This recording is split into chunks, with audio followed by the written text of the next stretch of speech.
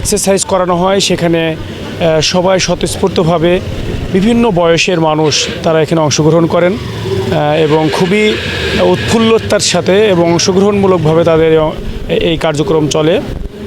তো সেই উৎসবমুখর পরিবেশে আমরা অংশগ্রহণ করেছি। এখান থেকে শারীরিক ফিটনেস রাখার জন্য এই এক্সারসাইজের কোনো বিকল্প নেই।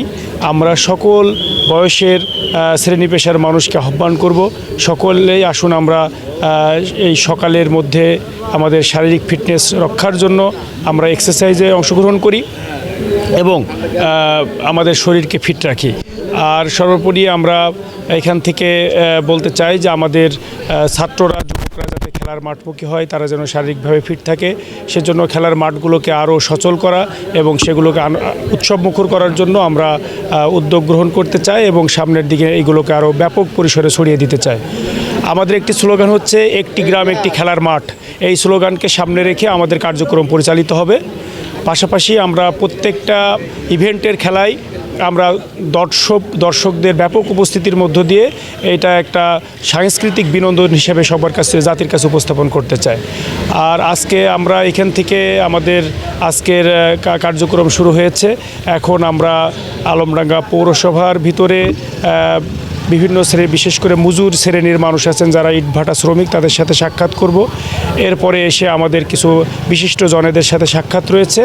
এরপরে আমরা আবার চুয়াডাঙ্গাতে যাব। চুয়াডাঙ্গাতে আমাদের বিশিষ্ট জনদের সাথে সাক্ষাৎ রয়েছে এবং শহরের একটি মহল্লাতে, একটি ওয়ার্ডে গণসংযোগ রয়েছে।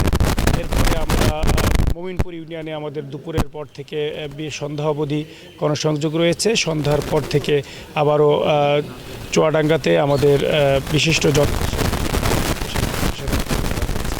তো সব মিলিয়ে আমরা ভোটের মাঠে মানুষের ব্যাপক আগ্রহ উদ্দীপনা লক্ষ্য করছি। প্রত্যেকটি মানুষ সামনের এই বাংলাদেশ গঠনে এই সংগ্রামে অংশগ্রহণ করবে। সবাই ব্যক্ত করছে এবং সবাই একটি পরিবর্তন চাই, ন্যায় ইনসাফের পক্ষে, দুর্নীতির পক্ষে, একটি সুন্দর সমাজ ব্যবস্থার পক্ষে। আমরা সেইটাকে ধারণ করেই আমাদের পথ চলা অব্যাহত রেখেছি।